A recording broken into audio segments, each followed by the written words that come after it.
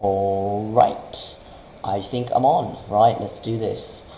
It has been a minute. So let me just share this. Here's the chat. The chat is now live. Welcome to the live lesson. Ask your questions here. I've already pre-written the stuff on Facebook, hitting publish, and Twitter, hitting tweet. And this should now appear on the website. So, let me get rid of that. This is so exciting. I don't know why I'm excited. I think it's just, let me come back to myself. It's just because a lot of the activity is very, I hope this is not too laggy, is very behind the scenes. So to actually have a live interaction is like, oh, I have been deprived of live interaction. Who is going to be the first victim of the live chat? It is now 6 p.m., isn't it? My clock is behind. Ah, it's now 6 p.m. It has just struck 6 p.m. But my clock is actually 1 minute behind. So I am going to, I'm actually just going to adjust it for a second.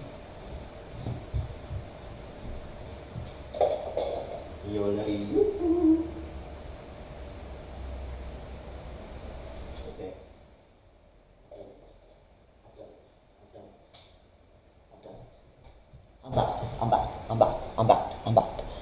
Hello, mysterious person number one. I can see you. Yes, I can. I've got a dashboard. That tells me there is one viewer, and that is not myself. So it has to be someone else. But there is a delay, so don't worry, I can see your chat. Fire away. I've actually got a little cheat sheet of various things to talk about. I also have I'm going to probably ask what you think this is. It's a lancet. You use it to bleed yourself, but I'm not going to use it. No. So essentially, the first question is about the new features of the Herbivology website, and I'll probably pull it up to scroll through it, but I have looked at it for too long, and I know everything in my head already. I think one of the ones that you guys have been using quite a lot is actually the Mark is Complete button. I see there's almost 100 people that have clicked it at least once, and there's a few hardcore users that have clicked it like 20 times or more, and I'm really keeping track of it. There's a few features that I'm still working on, but I'm very excited to roll out. I'm still reviewing the content itself. There's some pages missing, and some paragraphing is too shrunk, if that makes sense. So I'm working on that as well. One of the things that I will mention is actually the perk resources, and I don't know how many of you guys have actually seen this. That kind of nestled in, so if you get carried away with the content, you probably haven't seen it. But essentially, it comes with the download material button, and there is revision tips posters, exam tips posters, and revision calculator. So I would show you a preview of them. They've got a really cool design. I did them on Canva, so they look a bit different to the Herbivology website itself. But no, they're pretty cool. I think I actually went through it in one of the previous live lessons, so I'm not actually going to go through the content, but just going through the fact that there's 3 of them, and they're available on the different products.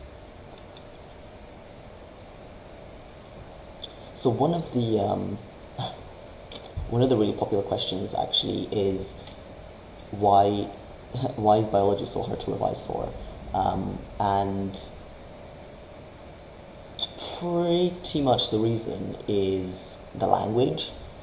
It's just got its own language, so you have to not only figure out how everything works together, but also what to call it. So it's kind of it's its own language that you have to learn first. And because of that, it can seem like there's too much, like there's so much content. But I think um, it's just that everything has its own term and everything has its own word. So, once you've learnt it, it's not a big deal, and it's just, like a list of 5 things that you just talk about. That isn't none of those, not one of those 5 things is that big of a deal. But if you haven't learned what they are and you're trying to remember them, then that is actually what makes it difficult, rather than the meaning of it or what you need to know the words for. Um, I think it's just practice really with that. I've always been quite good with words and really liked learning new words and using new words and using them in a sentence. Make a sentence with thylakoid. But yeah, no, if you struggle with that, then I can see how you would make the whole thing really challenging.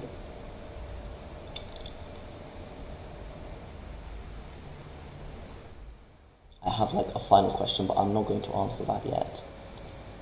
I'm waiting for the live chat. I think that's the funnest part about live lessons. I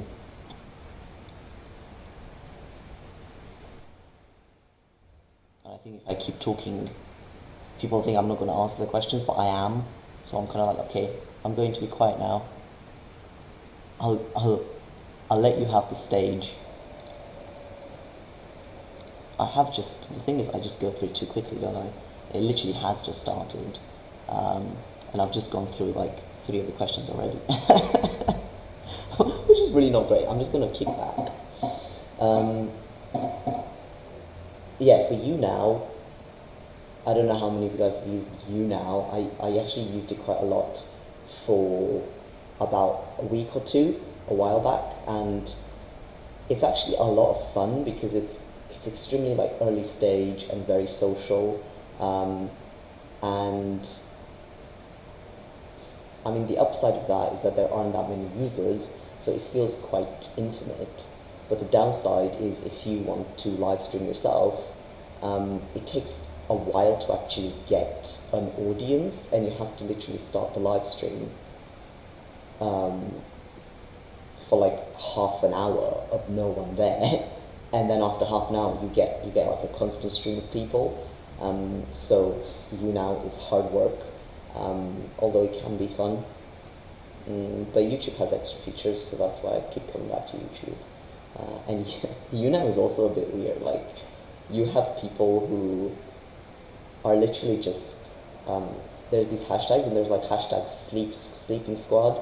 It's just people sleeping, and they just live stream themselves sleeping for 8 hours, and you're like, you're paying for this internet bandwidth and the electricity to live stream yourself literally doing nothing. So it's a bit controversial, but I think the content is going to evolve into something quite good once more people join, and there are a few content creators that are very serious about their content, that are entertaining, that are talking about important things. I wanted to open up a hashtag with science because obviously it was lacking. I mean, their hashtag structure is hashtag guys, hashtag girls, hashtag sleeping squad, and whatever. So I've not been on it for a while, but we'll see how it goes. And with live streams, the video quality is really low. But what I read is actually it's not about the camera, it's about the internet speed, because the bandwidth is artificially made so that it's 90% used for your downloads and 10% used for your uploads, because obviously most of the stuff that you do is download, unless you're a server, in which case you would be uploading. So obviously for the purposes of live streaming, you do have to upload it, but you only have 10% of your bandwidth to do it, and that's why the quality is really low. So figuring out what to do with that. It is coming to exams, isn't it? I'm a bit clueless, to be honest.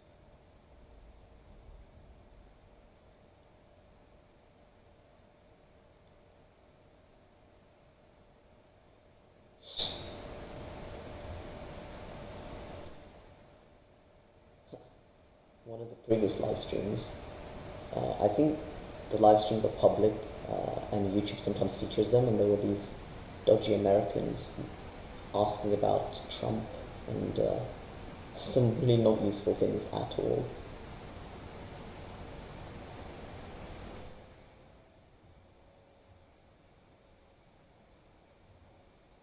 I think midweek evenings are when it's supposed to be a good time to host a sort of webinar style or live stream content. And here I am waiting for the first person to say hello. I think the chat doesn't show up on apps or mobile. It's either the mobile app, although I don't think it's the app, or the mobile browser that doesn't show the chat. So I don't know if that's what's going on.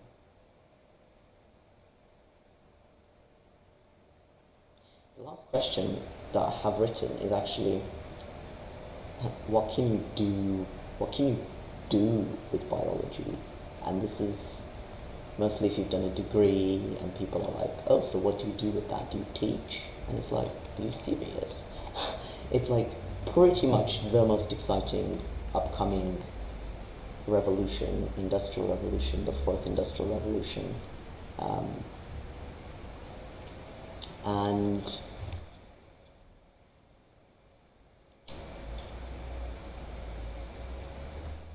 hello, hi Scott, how are you? I thought this chat was like going, but I didn't check. Yeah, doing integration homework, so I was not noticing. Good luck with your homework. Yeah, especially if people that just are not aware of the sort of biotech scientific world, and because it's very expensive. Research is expensive, and it's risky, it's expensive, it doesn't take place everywhere. There's all these hubs where it actually takes place, and apart from that, people are really disconnected from science and they're not aware of what's going on. So yeah, when you say you study biology at uni, they're like, what do you do with that? Do you go and smell the roses? It's like, where do you begin? Where do you begin? Whether it's just medicine-related things, or maintaining people's health-related things, or whether it's educating people, or whether it's being at the actual cutting edge of personalized healthcare, of using genetics to improve food production, or some sort of Frankenstein-y themes of creating new organisms, or researching genetic engineering, like iGen and stuff like that. Or indeed, this Lancet that I was talking about earlier, that is part of, personalized medicine, and it being accessible and actually being used by people on an individual basis. By the way, I use these. They are not that painful, but they hurt more after the prick. And once I used one in every finger, and I used it twice in my pinky finger. So I really experimented with that. There's so many things that you can do. It really genuinely is. It is the most exciting thing happening, because we're coming to a point where you can genuinely see on the horizon, health becoming the most important asset and the most important valuable thing in the world. Mind blowing. Let me just check that this is still going, because it's looking like it's buffering, but it looks fine. It looks okay. Okay, there's 3 watchers. which means there is 2 watchers that have not said anything in the live chat. Talk to me.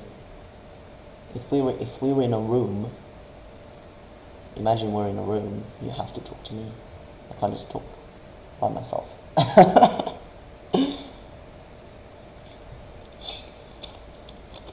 Some of these Q&As are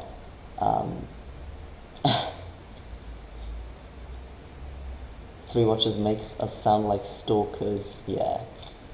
Because unless you write in the chat where your name and your picture comes up, I don't see who these people are, so it's like, you know what? I reckon Scott is the only legitimate watcher, and then there's 2 actual stalkers. So unless you speak up in the chat right now, I'm going to assume that you are an actual stalker. Thanks for giving me that idea, Scott. What was I going to say? I was going to say, in one of the previous live lessons, the Q&A, imagine a nerd with glasses and a pink hoodie. Imagine a nerd with glasses and a pink hoodie. Actually, that's not the worst thing to imagine.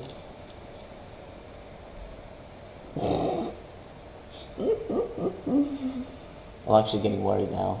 Nah, it's good, it's good.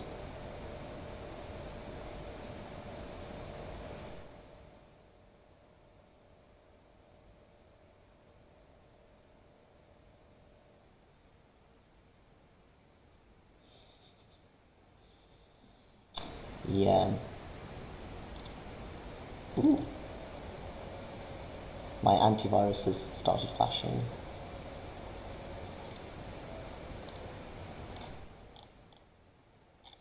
So Scott, seeing as you're the only one that has had the non-stalkerish idea of actually using the chat instead of just watching in the background, do you have any questions?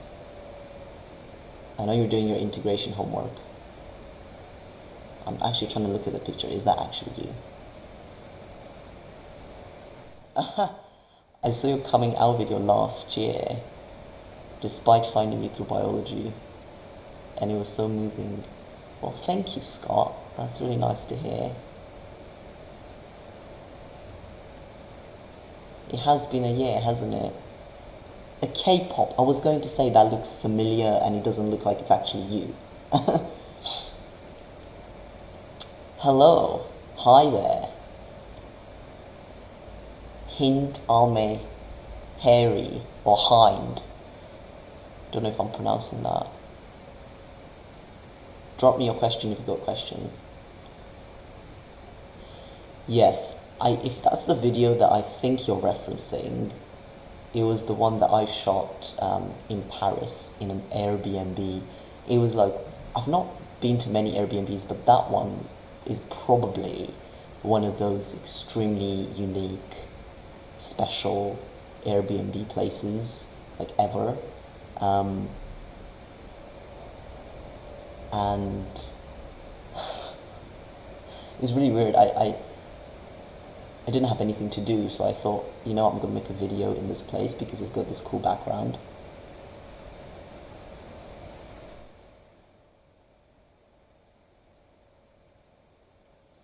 So I just came out to myself, actually. That was the first time that I came out to myself. And it was really long-winded, as I remember, actually. It was like I was talking about 2 things at once, and then I eventually got onto that thing, and then I couldn't say it, so I was stalling, you know, and yeah, but I think it captured that extremely raw moment where it's just extremely real, and you know, because a lot of the time when you make videos, you already know what you're going to say, and maybe you've already said it, maybe you've already rehearsed it.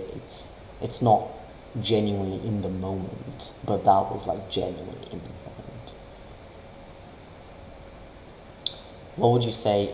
You said you don't have a question, and now you've asked me a question. So maybe you're not a stalker, but maybe you're a liar. I don't know.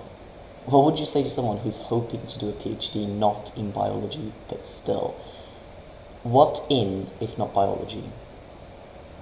Is it worthwhile, or is it a bit over-specialized? Um,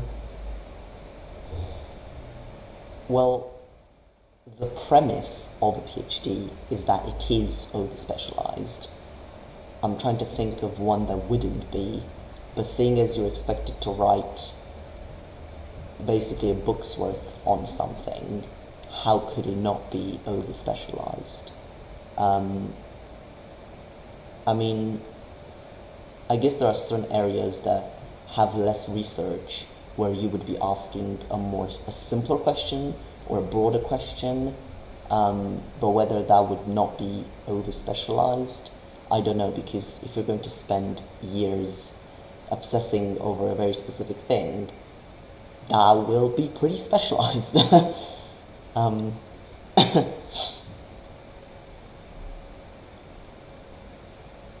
I want to ask, when studying for Unit 3 at Excel, do I only go through the practicals or what?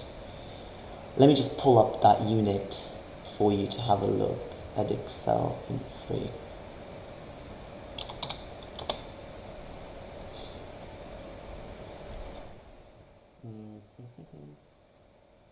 So that's in Unit 3. Is that AS? Yeah, so that's Unit 3 is classification and biodiversity, unless you are doing a different part of the Edexcel specification, because Edexcel is A and B. So for B, I think it's classification and biodiversity. Is that the one that you're talking about?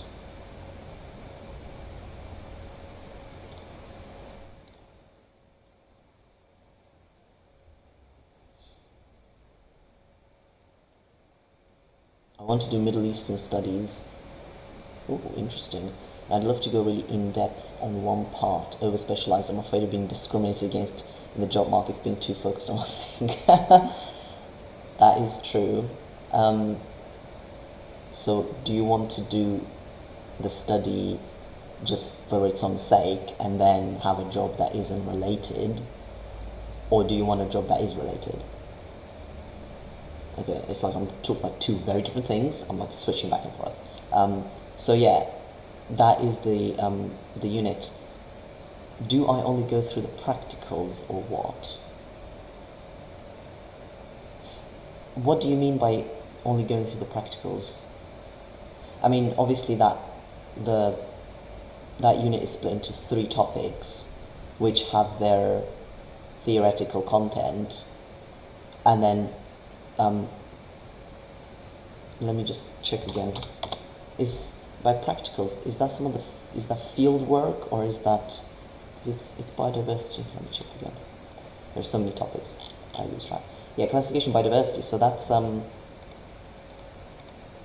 there's some field work there. I'm actually literally opening the topics up. So you got the species and classification stuff. I don't think you're talking about the molecular biology stuff of comparing DNA. I don't know if you're actually doing that, or and then for natural selection, I'm not sure what experiments you would do for that. And then for biodiversity, yes.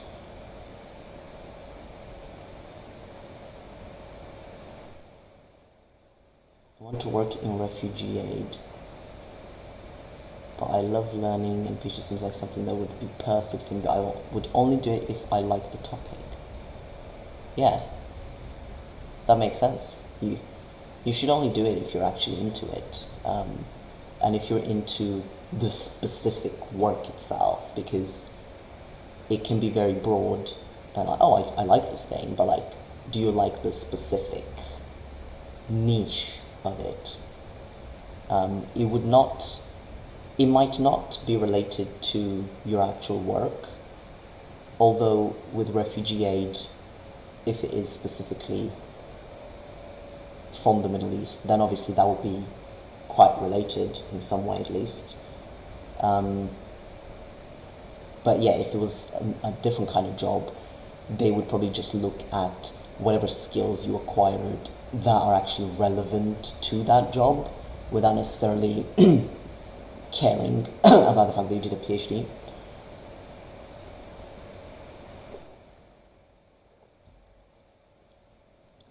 You're doing the IAL Edexcel AS biology. Okay, let me just look that up.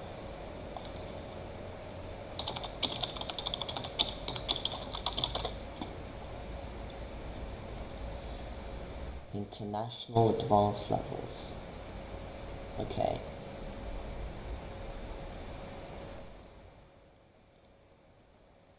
Yeah, there's quite a few different exam words for international A levels, which is quite interesting because I've followed the UK ones, but there are, you know, there's the CIE one, there's this one that I hadn't even seen before. But if I just have a look at the spec so that I can actually see the content, I think that would be quite useful. Yeah, I like talking about the practicals because obviously I did a lot of research, so I really love just sharing the experience of doing a lot of the stuff that you don't get the opportunity to do. It is quite niche, you know, there's only a few labs or a few people that are doing certain things. So Unit 3,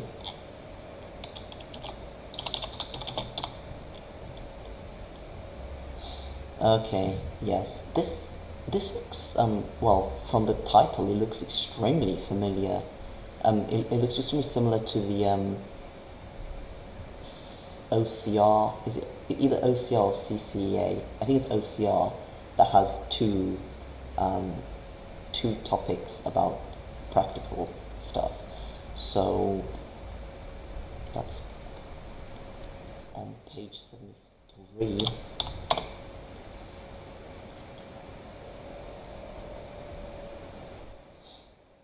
Oh, grey matter. No, it's not grey matter. Take me to Unit 5. Nope, it's not Unit 5, it's Unit 3. Where is Unit 3? Oh, no, Unit 4. I think it jumps from 2 to 4.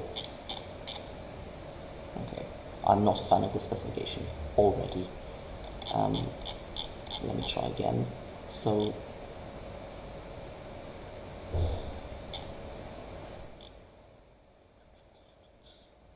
concept-led approach,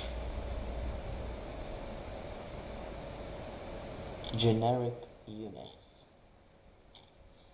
Unit 3, practical biology and research skills. Unit 6, practical biology and investigative skills. It says page 71, but when I go to page 71,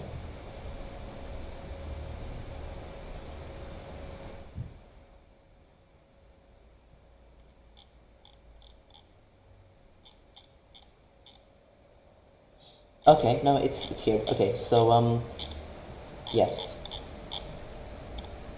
Right. Students are expected to develop experimental skills.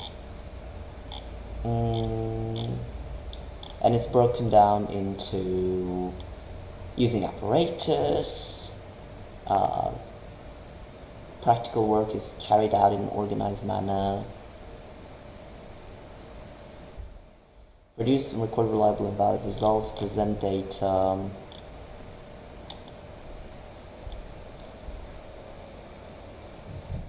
Describe the biological methods and processes used in a chosen area. Yeah, it's quite vague, isn't it? Quite vague.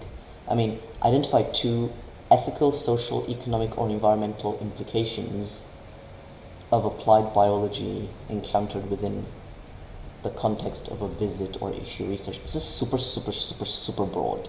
You could talk about the ethical implications of administering vaccines to children who can't consent.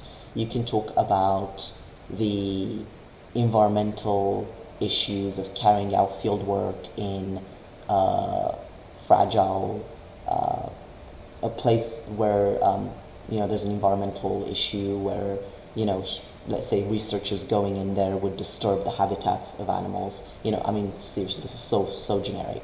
Let me just come back to the chat just to make sure I'm not completely off. yeah, okay, this looks okay. So communicate clearly, concisely, and logically. Spelling, punctuation, and grammar. Super vague, super generic. Provide information about the source, author, and date of 3 or more references used in the visit or issue report. Yeah, so it sounds like this is around some sort of report. Is this like some coursework or field trip or something like that? What I will say is, going back to your original question, do I only go through the practicals or what? I think for that unit, really, it's hinting at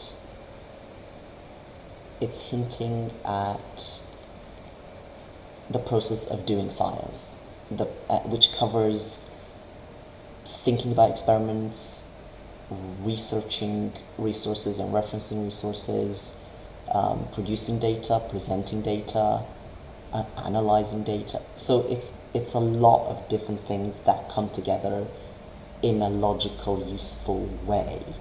And there is quite a lot of content on the A-level biologist that goes into those topics. In fact, I will link you the other exam board that has very similar content. I think it's both the Scottish Higher and OCR that have very, very similar content. I will actually, I'll link it to the old website because I know where those topics are. So Scottish Higher, I think, has some of that. Scottish Advanced Higher. Yeah, Scottish Advanced Higher has a unit called Investigative Biology with 3 topics: scientific principles and process, experimentation, and critical evaluation of biological research. And all of this goes in there. So, I mean, let me just link you this. This is going to be a lot of topics, by the way, but hopefully it's useful.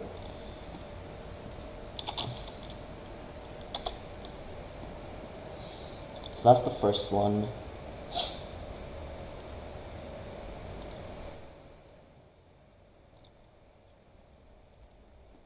This is the second one, about experimentation. The thing is, Scottish Highers and advanced Highers are actually a little bit more difficult than A-levels.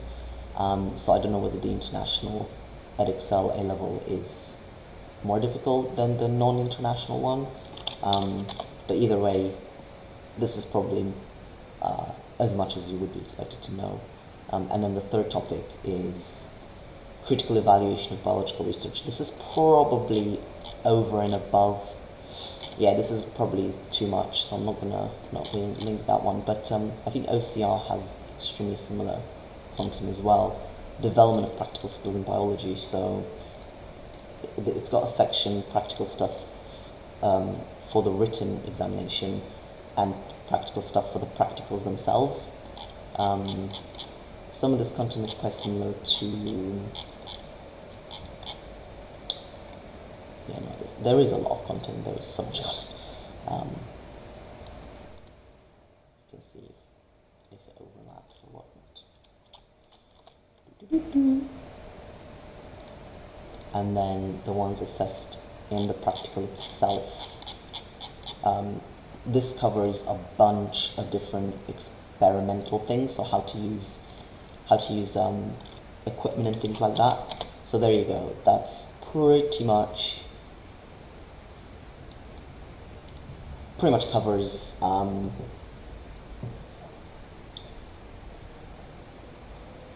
the stuff mentioned in the international Edexcel spec.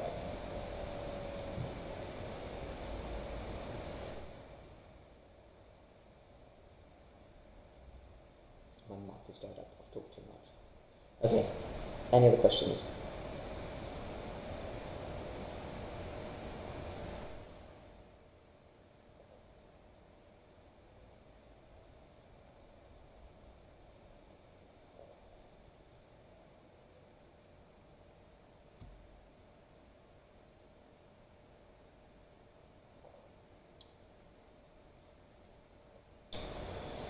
You're welcome. You're welcome, yes. There's a lot of content there. You might not need to actually go through all of that, but it will structure it so that you know which part is data analysis, which part is using equipment, which part is thinking critically of research, so you can have a more cohesive way of approaching it, and also some concrete examples of it, because obviously the spec is written in a really abstract way, so it can be very difficult to really know what it's about. I do love the Google emoji, the weird pancakey faces that are sort of melting. It's quite cute.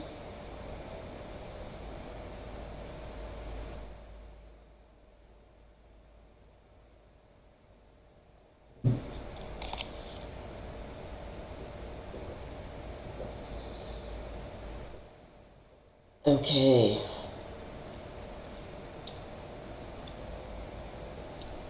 Yeah, I think part of the challenge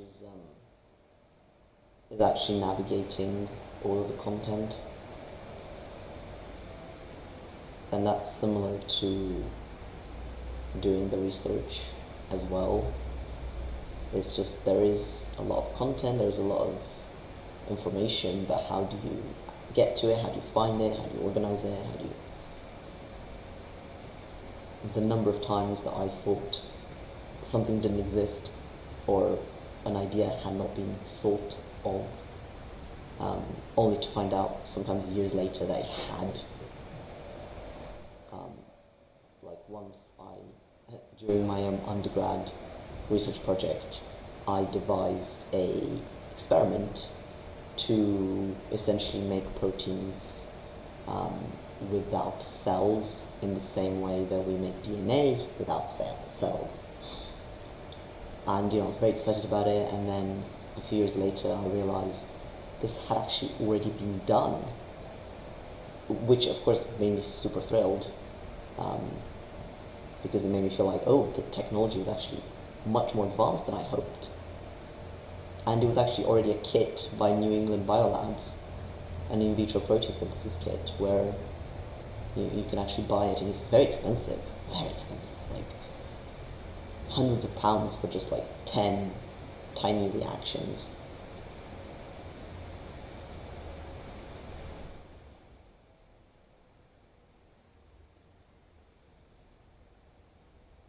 Oh man, it's so quiet today.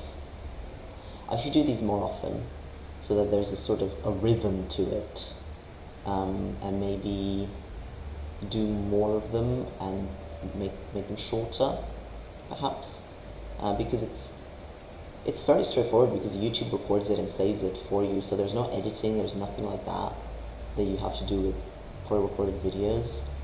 It's just that actually starting up is quite challenging. You have to use like a third-party encoder, and there's a lag, and you have to make sure that your connection and your computer are running properly. It's really finicky, but it's alright, I guess. We're getting on to 40 minutes. I think they are pretty much between half an hour to an hour. The sort of the limiting factors of my mouth drying and people in the chat going from legitimate questions to trolling.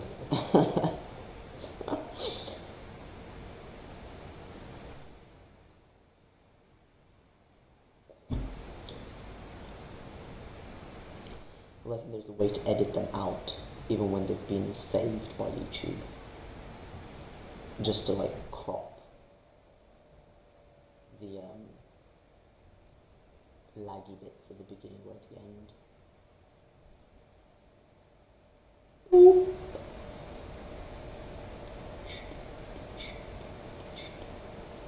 It could be that the link for the website doesn't show the live stream. Oh my god, imagine that. That'd be so sad, because the link is actually to the channel, but I'm pretty sure when there is a live stream going on the channel, it's highlighted and it tells you that it's going on.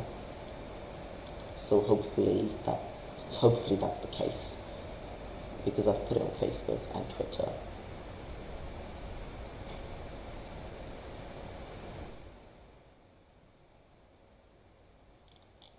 I'm going to try it now.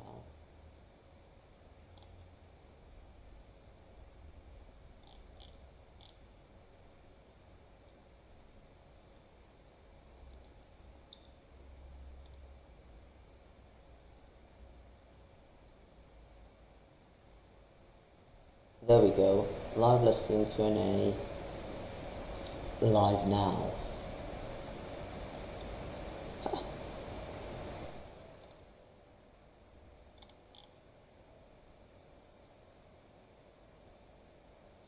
So strange. I have that hole very dark in the background, and then if I move my head to one side, it sort of makes it lighter and adjusts it. But I just happen to be bang in front of the hole. I love asking questions. On YouNow, if you have a lot of viewers, you can't actually talk to all of them.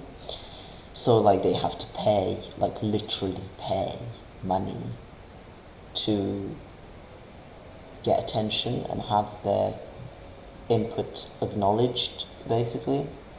So by all means it can be a bad thing.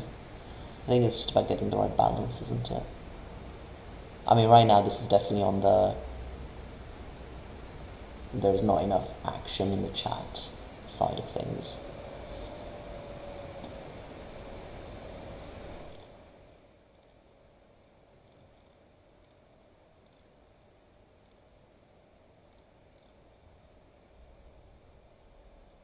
I think I'll stick around for another 3 minutes to make it 45 minutes, and then it's going to be a wrap. It's going to be a wrap. And sometimes you're like, oh, this is not great, I'm just going to end it early. And then in the last 30 seconds, like 3 people come on and they're like, blah, blah, blah, blah, blah, and you're like, okay. And then you go for another half an hour. So it's very, very much, you know, hit and miss. But like, it's quality, not quantity, I like to think with these things.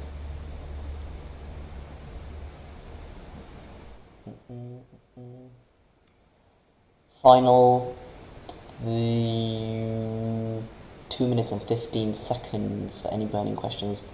There's one person watching. Maybe that is the mysterious stalker.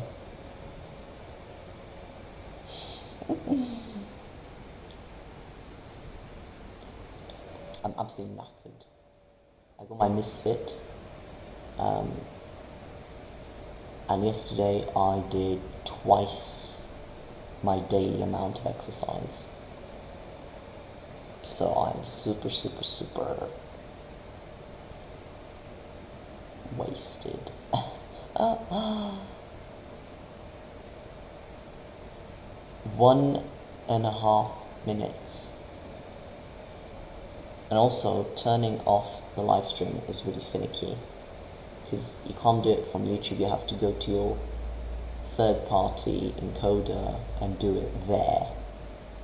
But a new feature is actually you can see the chat happening when you play back, which never used to be the case before. So like, you try to watch the live stream after it happened, and it wouldn't make any sense. But at least with the live chat, you can sort of see what's going on. It's a bit more useful. Although I would still like it to be high quality with no lag, etc. But it's surprising how many things that seem really basic actually require so much tech, bandwidth, memory. Oh, it's insane. Okay.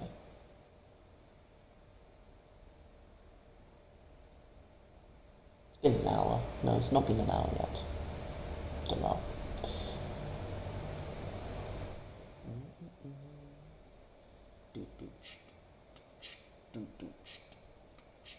I wonder if I should do topic-based live streams. All about mitosis, all about, there's so many topics, and honestly, there's some that I know fairly well, and there's some that I really don't. Some that I've just written, I've researched and written about specifically to make that topic, but because it wasn't something that I had to learn, it didn't necessarily stick in the long-term memory. So if you ask me my own content, imagine that I couldn't remember my own content. Yeah, the brain is a limited thing. Okay, that marks 45 minutes. That is a wrap, and I'm going to now go to the encoder because that's how you turn it off. So there we go. Outputs, YouTube, click here.